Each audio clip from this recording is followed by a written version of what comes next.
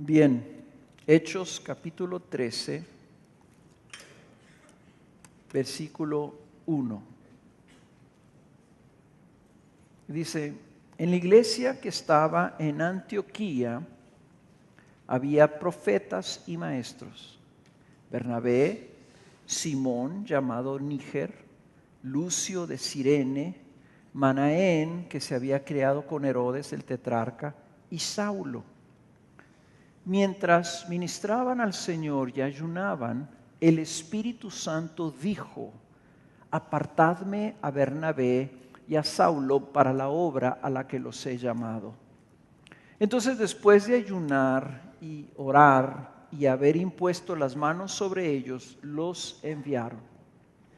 Ellos pues, enviados por el Espíritu Santo, descendieron a Seleucía y de allí se embarcaron para Chipre. Llegados a Salamina, proclamaban la palabra de Dios en las sinagogas de los judíos y tenían también a Juan de ayudante. Pásense de ahí hasta el versículo 46. Y dice: entonces Pablo y Bernabé hablaron con valor y dijeron: era necesario que la palabra de Dios os fuera predicada primeramente a vosotros, mas ya que la rechazáis y no os juzgáis dignos de la vida eterna, he aquí nos volvemos a los gentiles, porque así nos lo ha mandado el Señor. Te he puesto como luz para los gentiles, a fin de que lleves la salvación hasta los confines de la tierra. Oyendo esto, los gentiles se regocijaban y glorificaban la palabra del Señor, y creyeron cuantos estaban ordenados a vida eterna, y la palabra del Señor se difundía por toda la región. Pero los judíos instigaron a las mujeres piadosas y distinguidas y a los hombres más prominentes de la ciudad, y provocaron una persecución contra Pablo y Bernabé, y los expulsaron de su comarca. Entonces estos sacudieron el polvo de sus pies contra ellos y se fueron a Iconio. Y los discípulos estaban continuamente llenos de gozo y del Espíritu Santo. Bien, vamos a retomar aquí en donde estamos, en esta escena, en este relato. La semana pasada empezamos de nuevo esta serie en el libro de Hechos y vimos que el Evangelio salió de Jerusalén, que estos nigerianos y estos chiprenses salieron de Jerusalén hacia el norte y empezaron a predicar el Evangelio, y la gente se empezó a convertir y se empezaron a hacer discípulos. Ellos llamaron entonces, se enteraron los apóstoles en Jerusalén y les mandaron a Bernabé. Bernabé llega y ve que hay un avivamiento ahí y manda traer a Saulo, o más bien va por él, a Tarso, que estaba cerca de ahí donde andaban, en Antioquía, y baja con Saulo a atender a los discípulos. Se quedan ahí un año enseñando y predicando. Y lo que vimos nosotros es que el Evangelio avanza y se forma la primera iglesia significativa fuera de Judea, con gente no judía, Antioquía. Antioquía son nuestros ancestros, hermanos, porque nosotros no somos judíos. Nosotros estamos aquí porque se fundó Antioquía. Antioquía fue la primera iglesia de gente no judía, cristianos no judíos. Y fue ahí donde la primera vez se les llamó cristianos a los discípulos. Entonces nosotros vimos, salen los discípulos de Jerusalén predicando el evangelio del Señor Jesús. La predicación del evangelio produce conversiones genuinas, ¿ok? Vidas transformadas.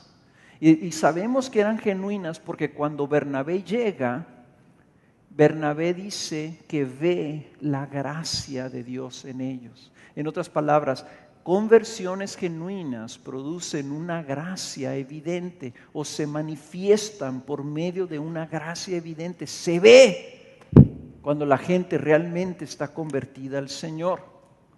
Hay una distinción, por eso les dijeron, esos son cristianos, ellos son discípulos de otro, ¿verdad?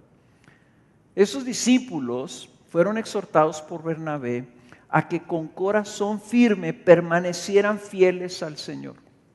Es una palabra clave ahí. Bernabé les exhorta que tengan esta convicción, ya no nomás una idea, sino una convicción, un corazón firme.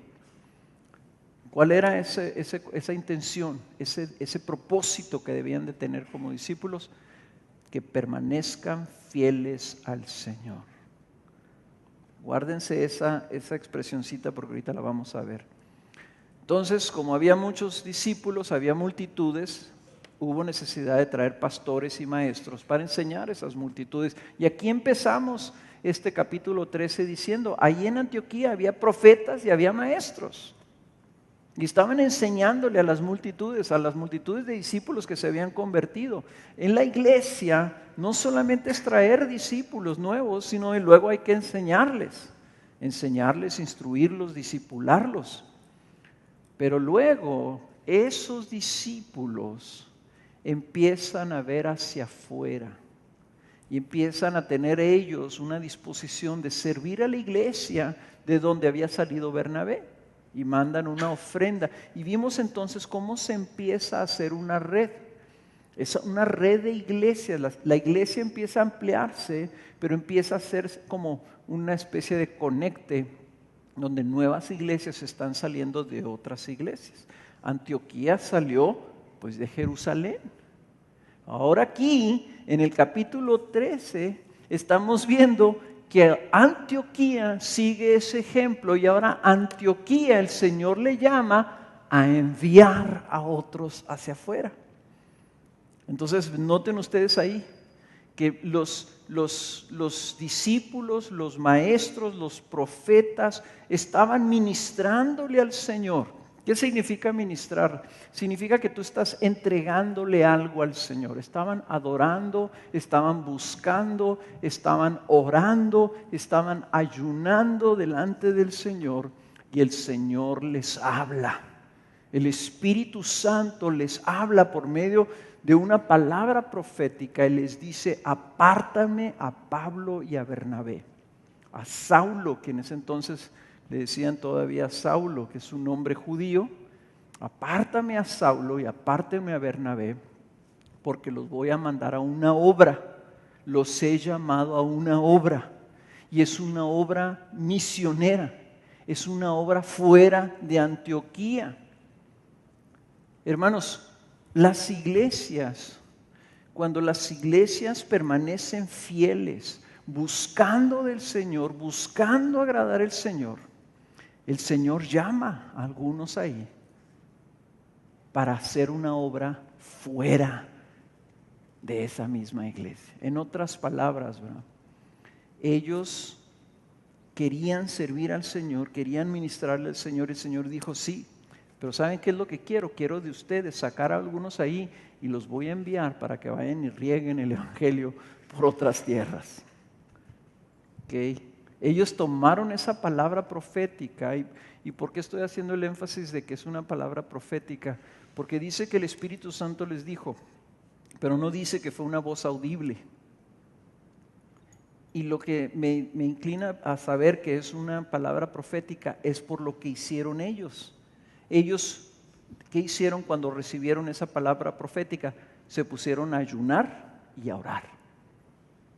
En otras palabras, ellos no respondieron de inmediato, sino que probaron la palabra en ayuno y en oración, buscando que el Señor les confirmara a ellos mismos lo que estaban escuchando. Esa es la manera en que se deben de recibir las palabras proféticas. Y cuando las hay, debemos de tener mucho cuidado. ¿Por qué? Porque sabemos que todos, si alguien recibe una palabra profética, la recibe en parte, dice la Escritura. Ya no estamos en los tiempos de los profetas y los apóstoles que hablaban la palabra de Dios. Nosotros ya no hablamos la palabra de Dios. Nosotros tenemos la palabra de Dios escrita en la Biblia. Pero ellos entonces oraron, ayunaron y luego dijeron, es de Dios. Tomaron a Bernabé, tomaron a Saulo, les impusieron las manos y dice que los enviaron. Los liberaron para que se fueran, pero fueron enviados. No nomás dijeron, pues dice el Señor que los dejemos ir, pues váyanse pues. No, los enviaron. Y ese enviar incluye la responsabilidad de cubrirlos. Los ancianos de Antioquía permanecieron cubriéndolos a ellos. Empezaron cubriéndolos, asegurándose de que habían recibido palabra de Dios, dirección del Señor. Si ustedes vienen y me dice alguien, alguno de ustedes, ¿sabes qué? Me está hablando el Señor y me está diciendo que me vaya a China. Como pastores, los líderes de esta iglesia, vamos a tomar esa palabra y vamos a orar y vamos a ayunar a ver si realmente es la palabra de Dios, a ver si es una dirección de Dios. Porque si no lo es, entonces esa persona va a tener un problema serio. Queremos cubrirlos desde un principio y me encanta esa distinción que hace que ellos, después de haber ayunado y orado, los enviaron. Ese proceso de confirmación es parte de ese enviarlos, es parte de cubrir con responsabilidad a las personas que van a ser enviadas. ¿Okay? Ahora, cuando los enviaron, significa también que les dieron lo necesario para que fueran. ¿Verdad? Si tú envías a alguien, lo envías con todo lo que va a necesitar. No nomás les abres la puerta para que se vayan, ¿verdad? Eso es correrlos. Ellos fueron enviados. Y decía una persona, hay dos maneras de salir de la iglesia. Una es con los pies por delante, cuando te sacan en un ataúd. Y la otra manera es cuando eres enviado. Pero realmente hay una tercera. Y la tercera es cuando eres excomulgado de la iglesia. Entonces hay tres maneras válidas de salir de la iglesia. Con los pies por delante, algún día, Dios me permita, salir de esta iglesia con los pies por delante. Segunda, que seas enviado, poniéndote las manos, digan, Dios te bendiga, que Dios te lleve. Y hermano, estamos contigo en la comisión que el Señor ponga sobre tu vida. Y la tercera, la que nadie queremos, es salir de aquí porque la iglesia te excomulga y te pone fuera de la iglesia por disciplina, porque has desobedecido voluntariamente, estás desobedeciendo al Señor en pecado. Entonces, ellos salen, pero Antioquía sigue siendo como la base de operaciones para Pablo y Bernabé. ¿Y cómo sabemos eso? Bueno, lo sabemos porque adelántense ustedes al siguiente capítulo, en el capítulo 14. ¿Qué es lo que pasa? ¿Qué vemos en el capítulo 14? Un capítulo después vemos que Saulo y Bernabé regresan. Vean ustedes en el 14, versículo 25. 14:25. Y después de predicar la palabra en Perge, descendieron a Atalia y de allí se embarcaron para Antioquía, donde habían sido encomendados a la gracia de Dios para la obra que habían cumplido. Cuando llegaron y reunieron a la iglesia, informaron de todas las cosas que Dios había hecho con ellos y cómo había abierto a los gentiles la puerta de la fe. Y se quedaron mucho tiempo con los discípulos. Una de las cosas que a veces no nos damos cuenta de Pablo, ¿verdad? Que vemos todo lo que él hacía y que escribía cartas, es que Pablo era un hombre sujeto a una cobertura espiritual. Él llegó a Antioquía y ¿saben qué llegó? Llegó dando reportes de qué fue lo que hizo. Es un hombre bajo autoridad. Bernabé y Saulo dieron un reporte a toda la iglesia y luego se quedaron ahí porque habían sido enviados a un trabajo específico. Entonces, cuando cumplieron ese trabajo, se regresaron. ¿Y qué era ese trabajo específico que el Espíritu Santo les había encomendado que hicieran? Ahí regrésense al 21, 14-21. Habían regresado en el 14-21, ahí dice lo que andaban haciendo. Y después de anunciar el Evangelio a aquella ciudad y de hacer muchos discípulos, volvieron a Listra, a Iconio y a Antioquía, fortaleciendo los ánimos de los discípulos, exhortándolos a que perseveraran en la fe y diciendo: es necesario que a través de muchas tribulaciones entremos en el reino de Dios. Después que les designaron ancianos en cada iglesia, habiendo orado con ayunos, les encomendaron al Señor en quien habían creído. Antes de que se me olvide, ¿ya han notado que hemos leído 3 veces que estaban ayunando? Que la práctica de los discípulos era orar y ayunar. O sea, ellos estaban ayunando cuando el Señor les habló. Ayunaron para confirmar la palabra que recibieron. Y los discípulos, Pablo y Bernabé, salieron también ayunando orando y ayunando para encomendar a la iglesia y dejar a la iglesia en las manos del Señor. ¿Qué era la obra que estaban llevando a cabo ellos? Bueno, 3 cosas se ve aquí en este pasajito del versículo 21 al 23. Fueron enviados a anunciar el Evangelio. Fueron enviados a anunciar el Evangelio como heraldos de Dios. Iban proclamando, iban predicando el Evangelio. ¿Okay? Hicieron lo mismo que había hecho Pedro y Juan cuando se derramó el Espíritu Santo en el capítulo 2 y salieron a predicar el Evangelio. Hicieron lo mismo que los discípulos en el capítulo 4 estaban pidiéndole al Señor: Señor, danos ese atrevimiento, ese valor, esa entereza para predicar el Evangelio aún a pesar de la oposición.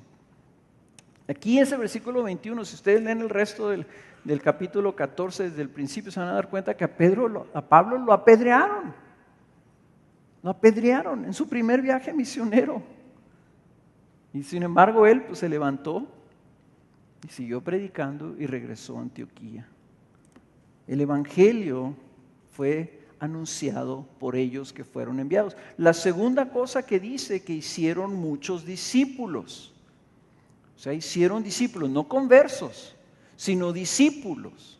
Quiere decir que los empezaron a entrenar, los empezaron a enseñar, se quedaban con ellos y en un corto tiempo los hacían discípulos, les enseñaban lo que debían hacer. Y no solamente los enseñaban, sino que los fortalecían, los animaban, los exhortaban por medio de la palabra a que perseveraran en la fe. Y mucho de lo que nosotros hacemos a veces, hermanos, es exhortarlos a que perseveren, a que le echen ganas, a que permanezcan, a que se esfuercen. ¿Por qué? Porque son discípulos ustedes, discípulos del Señor Jesús. Y aquí está, Pablo y Bernabé, eso estaban haciendo. Estaban alentando, fortaleciendo, enseñando, discipulando, corrigiendo, exhortando por medio de la palabra. Entonces vemos primero el evangelismo, salieron a predicar el evangelio, y vemos segundo el discipulado, el generar discípulos, el producir discípulos. Y finalmente, ¿qué es lo otro que vemos en ese pasaje que hicieron? ¿Qué dice ahí? Versículo 23, después que les designaron ancianos en cada iglesia, habiendo orado con ayunos, los encomendaron al Señor en quien habían creído. Finalmente, Saulo y Bernabé establecieron iglesias, hicieron iglesias en otros lugares, estableciendo ancianos, pastores, presbíteros. Eso es la palabra presbítero, ancianos y pastores en cada lugar. El pastor y el anciano y el obispo es lo mismo. O sea, son el título es anciano. Esa es la designación presbíteros. Ahora, esos presbíteros pastorean y obispean, si se puede decir así. Obispo significa supervisor. Entonces los ancianos trabajan pastoreando, quiere decir alimentando las ovejas y supervisando las ovejas. Entonces, la iglesia es establecida por medio de la predicación del evangelio, por medio del discipulado de los que han creído y luego por el establecimiento de un liderazgo para que se forme un cuerpo con una cabeza, con una cobertura y ellos permanezcan. Dice, los encomendaban al Señor, los dejaban solitos y se iban a otra ciudad. Es importante que veamos ese patrón, porque nosotros queremos hacer lo mismo. Si nosotros queremos ser como Antioquía, bueno, eso es lo que le estamos pidiendo al Señor que haga con nosotros. Queremos ser una iglesia madura, que salgamos a predicar el evangelio, salgamos a ser discípulos y salgamos a establecer otras iglesias. Queremos pedirle al Señor que nos mande, que nos envíe. Queremos cumplir ese llamado también.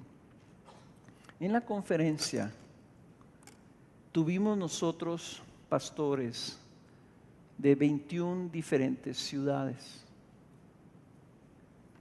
incluyendo 6 diferentes países. Hubo diferentes líderes, hubo 3 directores de centros de rehabilitación, hubo diferentes ministerios, hubo evangelistas, hubo personas que servían al Señor en la música.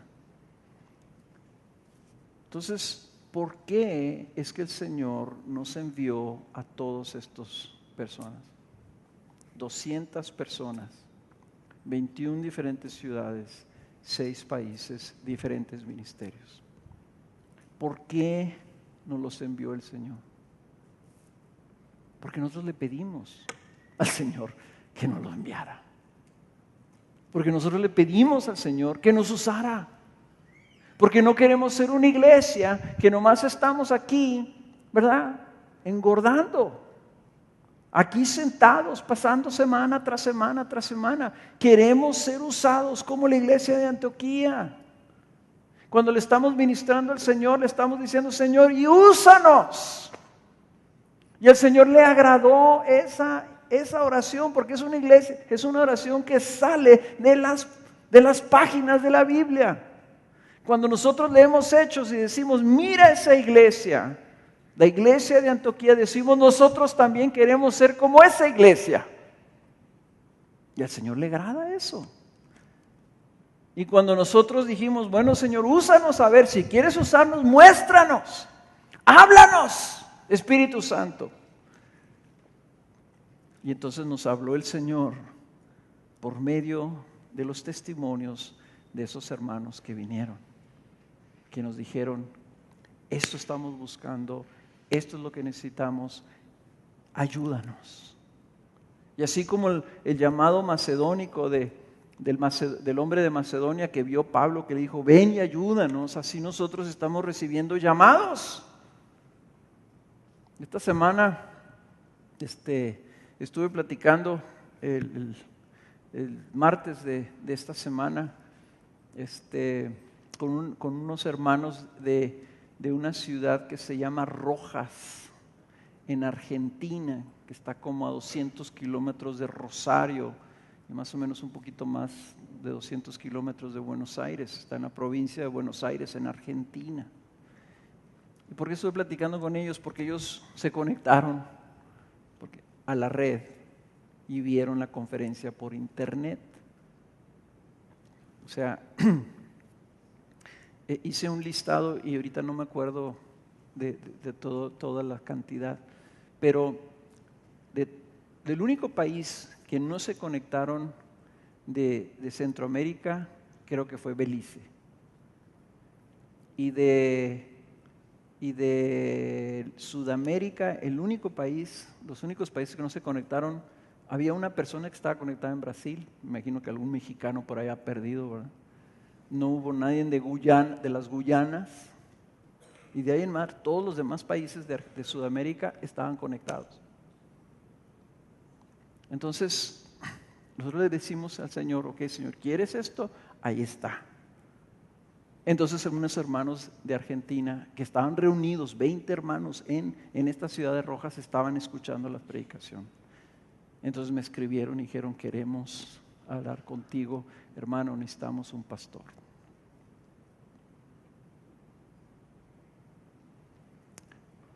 Y mi pregunta es: y Señor, ¿qué quieres que hagamos? ¿Cómo nos vamos a apoyar? Si nos están llamando dos grupos en Costa Rica, o sea, nuestro hermano Rubens de Canarias, los hermanitos Méndez allá en Palenque, que yo les prometí que no los íbamos a dejar solos. Ustedes me escucharon que les prometí que no los íbamos a dejar solos. A los hermanos de Durango, de Torreón, 2 iglesitas de Chihuahua. Y uno de las cosas es que todos son iglesias pequeñas, o no son iglesias, son grupos. Todavía no son iglesias porque aún no tienen ni siquiera los líderes. ¿Cómo los vamos a servir? Porque eso es lo que le estamos pidiendo, Señor, como Antioquía, como salió Saulo y Bernabé, que iban y donde encontraban pequeños grupitos. Ustedes lo vamos a ver en el libro de Hechos, encontraban grupitos que se estaban reuniendo a la orilla del río a orar. Y ahí llegaba Pablo. O en la casa de algún discípulo que llegaba por ahí, empezaba a testificar, y había un grupito ahí de 10 personas. Ahí llegaba Saulo. Ahí empezaban a predicar. Y de ahí se formaban las iglesias. ¿Cómo le vamos a hacer? ¿A qué nos ha llamado el Señor? Bueno, lo que sí sé, hermanos, que esto no se trata de metodología, no se trata de organización humana, sino primero que nada que entendamos nosotros lo que Dios quiere de nosotros. Y en la conferencia yo prediqué sobre el texto de 2 de Timoteo capítulo 1, quiero que lo vuelvan a abrir. Que abran ahí, 2 de Timoteo, capítulo 1, una carta pastoral. Ahorita vimos cuando Saulo, que después es llamado Pablo, ahí en el capítulo 14, el libro de Hechos, le empezaron a decir Pablo. Cuando Saulo empieza su ministerio, bueno, esta carta que le escribe a Timoteo en el primer capítulo de 2 de Timoteo, aquí es donde Saulo está terminando su ministerio. En otras palabras, vimos a lo que estaba haciendo, empezó a hacer Saulo, ahora vamos a ver cómo terminó Saulo. Y dice Pablo, en 2 de Timoteo capítulo 1 versículo 8, por tanto le dice a Timoteo, que es su discípulo, su hijo espiritual, no te avergüences del testimonio de nuestro Señor, ni de mí, prisionero suyo, sino participa conmigo en las aflicciones por el Evangelio, según el poder de Dios, quien nos ha salvado y nos ha llamado con un llamamiento santo, no según nuestras obras, sino según su propósito y según la gracia que nos fue dada en Cristo Jesús desde la eternidad, y que ahora ha sido manifestada por la aparición de nuestro Salvador Cristo Jesús, quien abolió la muerte y sacó a la luz la vida y la inmortalidad por medio del Evangelio, para el cual yo fui constituido predicador, apóstol y maestro, por lo cual también sufro estas cosas, pero no me avergüenzo, porque yo sé en quién he creído y estoy convencido de que es poderoso para guardar mi depósito hasta aquel día. Retén la norma de las palabras sanas que has oído de mí en la fe y el amor en Cristo Jesús. Guarda mediante el Espíritu Santo que habita en nosotros el tesoro que te ha sido encomendado. Hermanos, ¿qué es lo que tenemos que hacer? ¿Cómo hemos de responder? ¿Cómo es? ¿Qué nos está diciendo el Señor? ¿Qué quiere el Señor que hagamos? Les voy a decir, número uno, quiere que te acuerdes que Él te llamó a ti para que fueras de Él. Es lo que hace Pablo cuando le escribe a Timoteo, le dice que se acuerde, que no se avergüence del Evangelio, porque Cristo Dios mismo nos ha salvado y nos ha llamado con un llamamiento santo, versículo 9. Nosotros fuimos llamados, que nos llamó con un llamamiento santo significa que fuimos consagrados, que fuimos tomados, escogidos. El Señor extendió su mano, te llama y te dice: vas a ser mío, eres santo ya. Nos salva del mundo, nos salva del pecado, nos salva de la muerte para hacernos de Él. Ese es el gran mensaje del Evangelio, que fuimos llamados a Jesús, que fuimos llamados al Padre, que Cristo vino a morir por nosotros para llevarnos a Dios. Este mundo necesita oír eso, necesita vernos a nosotros viviendo para ese Dios, para nuestro llamado santo. No para este mundo. Nosotros no vivimos para lo que pase aquí. Vino el Señor a rescatarnos de aquí. Y el mundo piensa que se trata de aquí. Y algunos que se dicen cristianos andan predicando un evangelio que te dice que Dios vino para que tuvieras una buena vida aquí. ¿Cómo que una buena vida aquí? Si el Señor vino para salvarme de aquí, para llevarme a lo mejor, a lo mayor. Me llamó con un llamamiento santo, me hizo de Él, soy de Dios, soy de Cristo, y Cristo está en mí y yo estoy en Él. Y si tú no tienes a Cristo Jesús, no tienes nada, no tienes más que este mundo, y este mundo, dice la Biblia, se va a quemar, se va a morir, y todas las cosas que puedas acumular aquí se van a podrir. ¿Pudrir se dice o podrir? ¿Pudrir? Pudrir. Nada te puedes llevar. Fuiste hecho a imagen y semejanza de Dios, y Dios en su misericordia envió a su Hijo a morir por ti, tomar tu lugar en la cruz, para que tú tuvieras oportunidad de reconocerlo a Él como Señor de tu vida, te arrepintieras de tus pecados y Cristo te llevara a Dios en el día final. Dice, recuerda, Él nos ha salvado y nos ha llamado con un llamamiento santo. Y dice, ese evangelio vino a tu vida no por tus obras, no por algo que tú hiciste, no por tu bonita cara, sino por su gracia y según su propósito,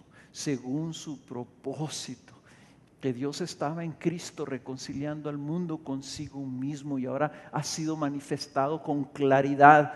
Tenemos el testimonio bíblico, el registro escrito. Cristo vino a morir por nosotros y resucitó al tercer día, y esa tumba está vacía.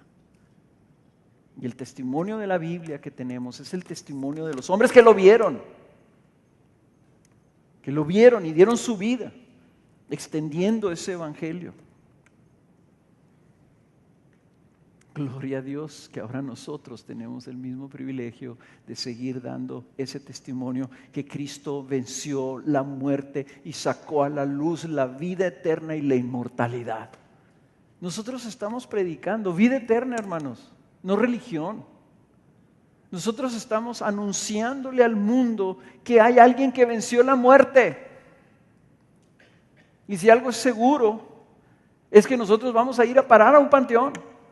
Y no debe asustarnos, porque ese será el día de nuestra victoria. El día en donde nosotros también recibiremos la promesa de lo que ya manifestó Cristo, siendo Él el primero entre muchos, dice la Biblia. Se levantó de entre los muertos.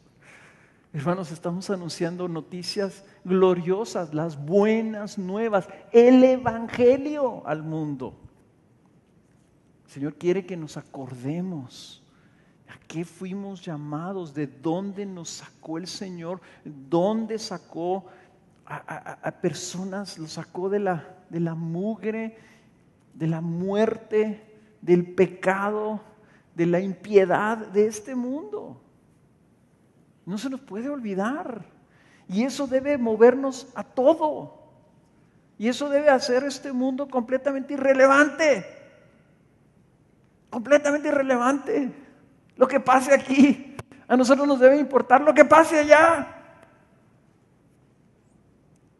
Entonces, si nos llamó para eso, y eso es lo que hemos recibido, entonces viene la aplicación de estas dos cosas que él menciona en el versículo 13 y versículo 14. Si tú te acuerdas que Cristo vino para salvarte con un llamamiento santo, para darte la vida, la inmortalidad, y eso ha sido manifestado, ha sido comprobado, ha sido testiguado, dice entonces Pablo estas dos conclusiones. Número uno, retén la norma de las palabras sanas que has oído de mí en la fe y el amor de Cristo Jesús.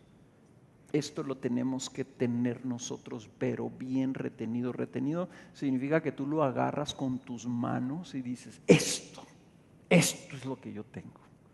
El Evangelio lo retienes, lo agarras con todas tus fuerzas. Y lo dice en número 2, en el versículo 14, guarda mediante el Espíritu Santo que habita en nosotros el